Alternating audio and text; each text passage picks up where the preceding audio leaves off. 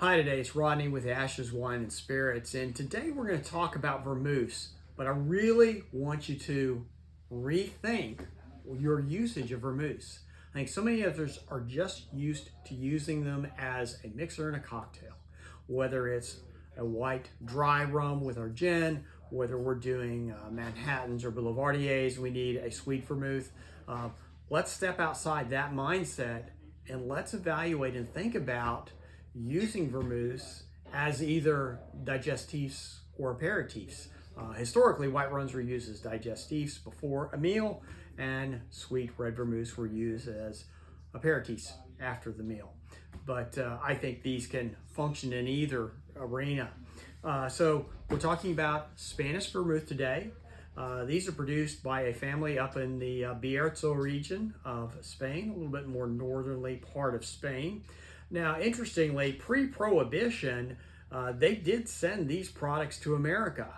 And of course, once that occurred, that ceased the availability of these two products. And this is a very recent development to see the reintroduction of these brands to the American market. And we're very excited about that. So the first one we're going to talk about today is we're going to talk about the Blanco. Now this, just like our sweet vermouth, this is a 100-year-old family recipe that they've had. The grapes that are utilized, and that isn't talked a lot about in vermouth, but we're going to talk about the grape varietals used. So our Blanco is using Godejo, which we actually have a Spanish Godejo in our store, but it's also using a grape I wasn't intimately familiar with called Donna Blanca.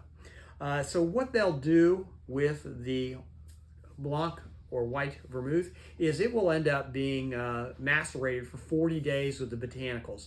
And the botanicals are key to what makes these products unique.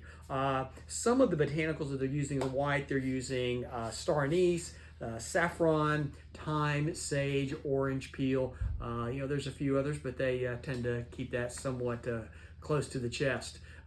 This one is fantastic, served over a little bit of ice. Maybe a twist of an orange peel, something like that might be nice.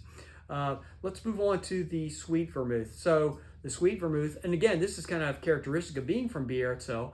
It is 100% Mencia, which is the dominant red grape that I think you see up there, at least in my experience. Now this one sees a much longer maceration time. We're 18 months maceration for the red vermouth. These are, on this, they're using a little over 20 plants, flowers, fruits, roots, and bark. Some of the key ones that we should take note of is they've got cinnamon, there's clove, again back to star anise and saffron, more of a bitter orange and sage. So really what you tend to get out of both of these products is it's sweet, it's herbal, it's complex, and they're just very enjoyable to sit there and sip on. And again, I would serve this the same as I would the Blanco, probably just over a little bit of ice. That's not to say that this couldn't be used fantastically in a Manhattan or a Boulevardier. I think this one would shine well there. But these are recent additions to our lineup that we've got in store at Ashe's Wines. And they're very affordable. They're at $17.99 a bottle. So if you've got further questions, come see us. We'd love to talk to you about it. Thanks so much.